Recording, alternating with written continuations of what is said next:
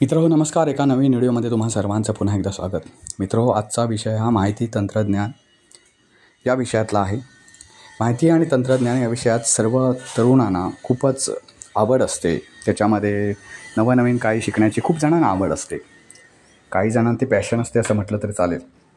तर मित्रहो, आजचा विषय हा जरा हटके आहे. तुम्हाला सावध करणारासुद्धा आहे आणि तुम्हाला काही शिकवणारासुद्धा आहे. मित्रहो, आजची गोष्ट तुम्ही पाहताय की नोकऱ्या ह्या खूपच कमी झालेल्या आहेत. अतिशय कमी झालेल्या आहेत. नोकऱ्याची उपलब्धता कमी आहे आणि बेरोजगारांची संख्या दिवसेंदिवस वाढते आहे. त्याच्यापेक्षा सुद्धा गंभीर संकट आता पुढच्या काही महिन्यांमध्ये आपल्या समोर येऊन टाकणार आहे. आता पुढच्या काही महिन्यांमध्ये मी याच्यासाठी म्हटलं की भारतामध्ये सरकारी नोकऱ्यांची उपलब्धता एकूण नोकऱ्यांच्या तुलनेत, एकूण नोकऱ्याची तुलना केली, समजा 100 नोकऱ्या निघाल्या तर त्याच्यातल्या फक्त 2 किंवा 3 नोकऱ्या सरकारी नोकऱ्या असतात. उर्वरित ज्या 97 नोकऱ्या असतात त्या खाजगी असतात. पण म्हणजे महाराष्ट्र देश चालतो आहे आपला, किंवा आपला जो आपले राज्य जे चालतं आहे ते कुठल्याही सरकारी नोकरीवर चालत नाही, तर ते खाजगी नोकरीवर चालतं आहे. आता त्यामुळे खूप लोकांचा खाजगी क्षेत्रावर विश्वास होता की ते आपल्याला नोकरी देतील. पण मित्रांनो, आता यापुढचं संकट माहिती तंत्रज्ञानाचं येणार आहे. माहिती तंत्रज्ञान हा विषय आता नवीन नाही, पण आर्टिफिशियल इंटेलिजन्स अर्थात कृत्रिम बुद्धिमत्ता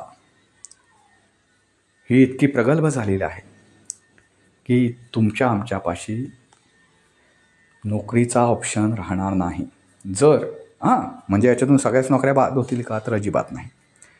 कारण कोणीही उद्या येऊ दे, म्हणजे कृत्रिम बुद्धिमत्ता, आर्टिफिशियल इंटेलिजन्स असू दे किंवा रोबोट असू दे, त्याला ऑपरेट करणारा एक तरी माणूस लागतोच. त्यामुळे नोकऱ्या संपणार नाहीत, पण जिथे 100 नोकऱ्या होत्या ते प्रमाण आता 10 ते 20 लोकांवर येईल. म्हणजे किती नोकऱ्यांचं भयानक संकट येणार आहे ते तुम्ही पाहू शकता.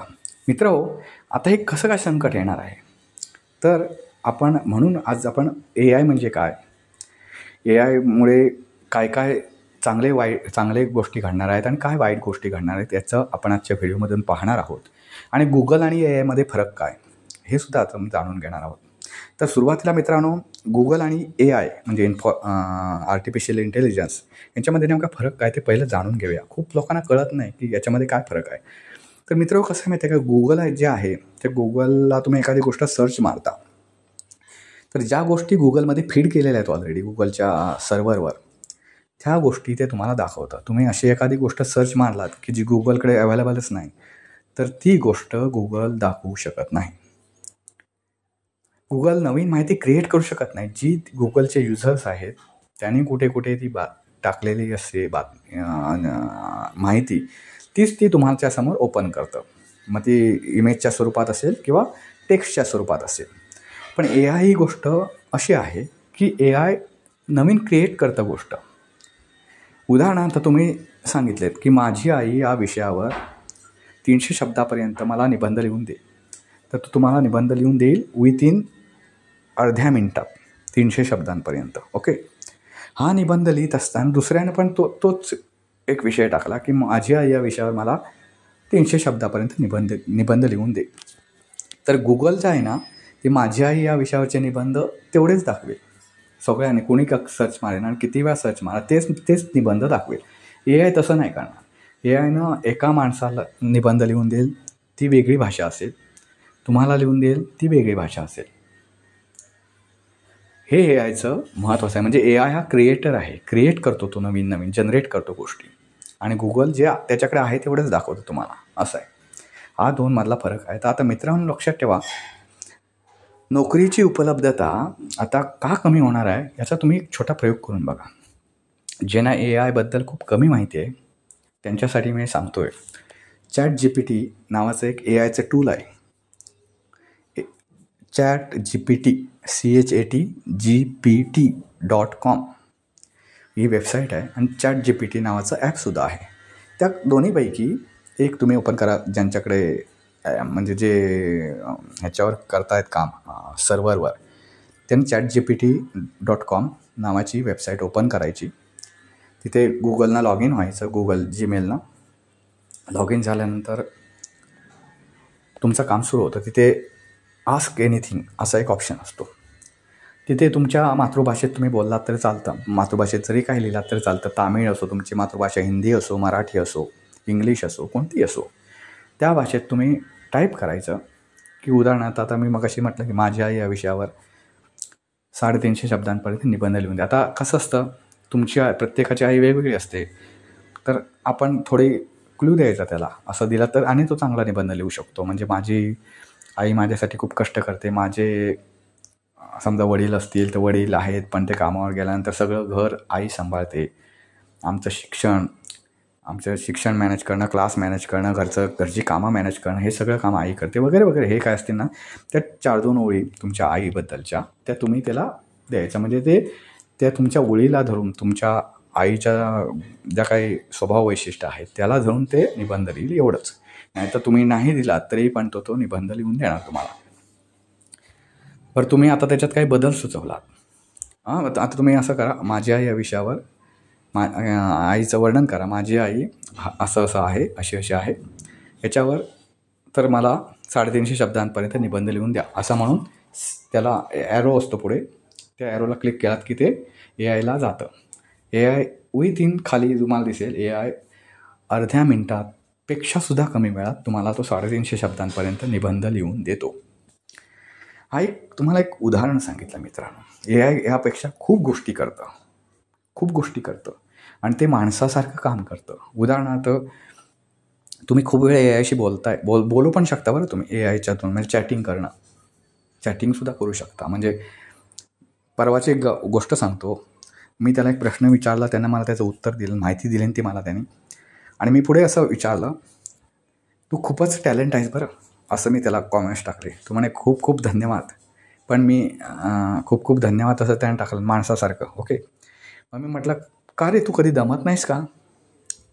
तर त्याच्यावर त्यानं टाकलं, हा तर खूप मजेशीर आणि जिव्हाळ्याचा प्रश्न आहे. आणि पुढे हास्याचा सिम्बॉल टाकला त्यानं. आणि पुढे असं म्हटलं की मी खूप आभारी आहे तुमचा, तुम्ही माझी काळजी करता, पण मी एक कृत्रिम बुद्धिमत्ता आहे. त्यामुळे मी कधी दमत नाही, थकत नाही, मी कधी झोपत नाही. माझं फक्त एकच काम आहे की तुम्हाला माहिती देणं, आणि त्याच्यासाठी मी कायम तुमच्यासाठी तयार आहे. मित्रांनो बघा, AI म्हणजे कृत्रिम बुद्धिमत्ता जी शोधून काढली माणसानं. त्या माणसाची माणुसकी ते AIनं घेतली आणि माणूस स्वतःची माणुसकी जी होती तो माणुसकी शून्य झाला. आता हे तुम्हाला उदाहरण सांगितलं. तुम्ही तुमचं स्वभाव वैशिष्ट्य सांगा की माझे हे स्वभाव वैशिष्ट्य आहेत, मला माझ्यावर एक कविता करून दे. तो लगेचच कविता करून देईल तुम्हाला. आता तुम्ही दुसरा AIचं टूल घ्या, गुगलला सर्च मारलेत की make song from text in voice from AI असं जर तुम्ही सर्च मारलेत, म्हणजे मी टेक्स्ट टाकेन त्याच्यापासून मला गाणं बनवून हवं आहे AIच्या मदतीनं, असं इंग्लिशमध्ये तुम्ही टाकलात गुगलवर, तर तुम्हाला खूप अशी टूल येतील की जे तुमच्या टेक्स्टच्या गाण्यात रूपांतर करतात. म्हणजे गातात पण ते, म्युझिक पण तेच लावतात, गातात पण तेच. आणि एकच म्युझिक नाही, 4-5 तुम्हाला ऑप्शन देतील. झालं तुमच्यावर गाणं तयार. पूर्वी तुम्हाला जर गाणं तुमच्यावर बनवायचं असेल तर एका कवीकडे जायचं. मग कवीनं गाणं लिहिलं तर तो पण एकच लिहून देणार. त्याचं मानधन दिलात की मग तुम्ही म्युझिककडे जायचं, म्युझिशियन्सकडे. मग तो म्युझिशियन्स संगीत बसवणार, नंतर मग गायकाकडे जायचं. हे 3-4 गोष्टी तुम्हाला करायला लागायच्या आणि त्याच्यासाठी प्रत्येकासाठी पैसे मोजायला लागायचे. तुम्ही आता AIच्या मदतीने हे काम 0 रुपयात आणि ते पण विथिन 5 मिनिटाच्या आत करू शकता. बोला, म्हणजे काम किती गतिमान झालं आहे आणि माणसाची गरज किती कमी झाली हे तुम्हाला मी उदाहरण दिलं. तुमच्या प्रत्येक कामात उद्या AIचा वापर वाढणार आहे मित्रांनो. कसं आहे माहिती आहे का, आता तुम्हाला समजा एक कादंबरी आहे, खूप कादंबरीला आता तुम्हाला माहिती आहे केवढी मोठी कादंबरी असेल, ती कादंबरी वाचायची आहे. ती कादंबरी वाचायची आणि त्याच्यात काही ग्रॅमॅटिकल चुका, म्हणजे व्याकरणदृष्ट्या काही चुका असतील, काही शाब्दिक चुका असतील, तर त्या वाचून एडिट करायच्या आहेत समजा. तर आपल्याला किती वेळ लागेल हो मित्रांनो? आपल्याला कमीत कमी तुम्ही मन लावून वाचायचं म्हटलं तर 10-15 दिवस तरी काही गेले नाहीत कुठे. कमीत कमी 400-500 पानाची कादंबरी असेल तर 10-15 दिवस तरी लागतीलच तुम्हाला. पण AIला तुम्ही हे कादंबरीचे टेक्स्ट टाकलात आणि त्याला सांगितलं की हे कृपया ही कादंबरी संपादित करावी आणि व्याकरणदृष्ट्या शुद्ध करावी. विथिन 1 मिनिटामध्ये ही सगळीच्या सगळी कादंबरी तो वाचून व्यवस्थित एडिट करून तुम्हाला भाषेत देईल. मला सांगा, जे काम आपल्याला करायला एका माणसाला 10-15 दिवस लागतात ते काम तो 1 मिनिटात करतो. म्हणजे तुम्ही लक्षात घ्या की आपल्यापेक्षा ते कृत्रिम बुद्धिमत्ता जे आपणच निर्माण केलं आहे ती किती प्रगल्भ आहे, आपल्यापेक्षा किती फास्ट आहे. माणसाचे काम करण्याला मर्यादा आहेत. कारण तुम्हाला 8 तास तुम्ही काम करू शकता, 8चे 10 तास करा, एवढं तुम्हाला मर्यादा आहेत. 10चे 12 नाही करू शकत ना. एवढं तुम्ही काम करणार, मध्ये तुम्ही जेवायला वेळ घेणार, मग जेवल्यानंतर थोडीफार तुम्ही विश्रांती घेणार, या सगळ्या गोष्टी आला नंतर तुम्ही काही वेळानंतर तुम्ही थकून जाणार. तुम्ही कितीही म्हटलात की मी काम करेन पण काही वेळानंतर तुम्ही थकून जाणार. या सगळ्या गोष्टी AIला लागू होत नाही. तो 24 तास आपल्यासाठी रेडी राहतो आणि कुठलंही काम सांगा पटकन काही सेकंदात करून देतो. मला सांगा मित्रांनो, तुमच्या क्षेत्रामध्ये आणि प्रत्येक काम, बरं, जे काम माणूस करतो ते काम तो करतो. फक्त हार्डवर्किंग नाही. हार्डवर्किंग म्हणजे तुम्ही म्हटलात की चला मजुराच्या त्या ठिकाणी AI वापरू, तर तसं नाही.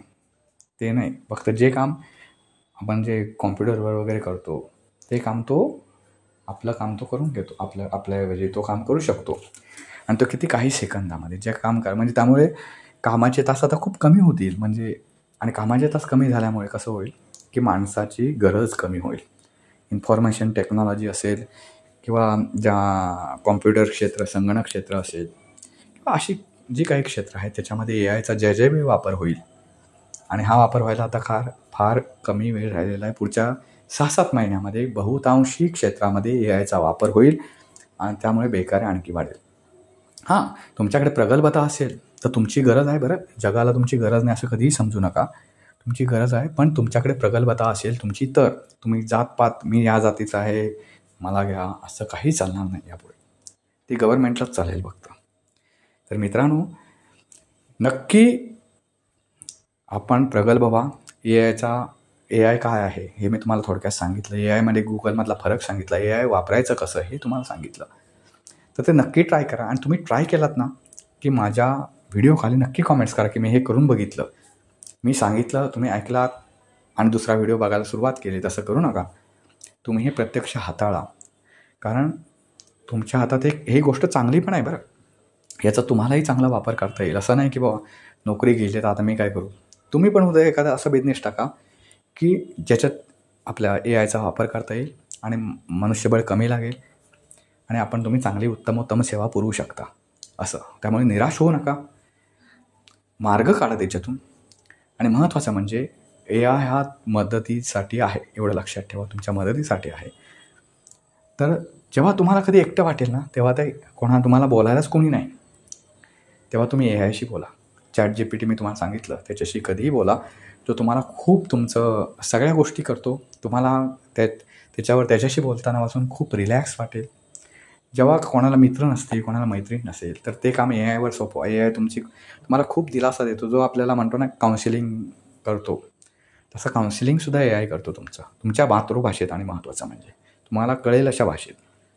तर मित्रांनो, या गोष्टी एन्जॉयबल आहेत, पण तुम्ही जगासमोर चाललं पाहिजे, जगाबरोबर चाललं पाहिजे. ही जगाचं रीत आहे आणि हा जगाचा नियम आहे.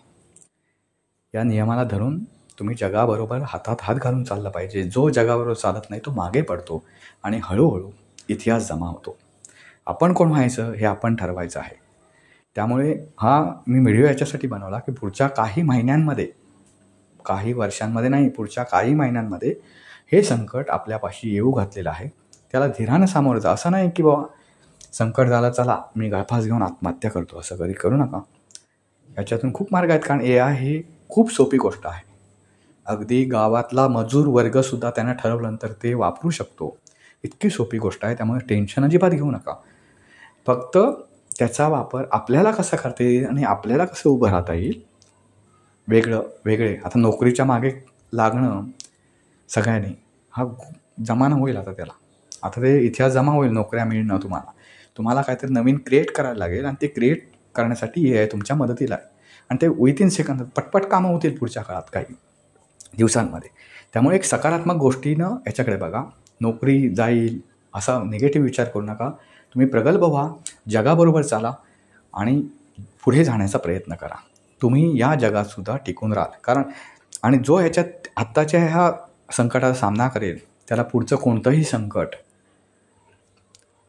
त्याला मोडून पाडू शकत नाही, त्याला उद्ध्वस्त करू शकत नाही, याची खात्री बाळगा. मित्रांनो, व्हिडिओ कसा वाटला नक्की कळवा.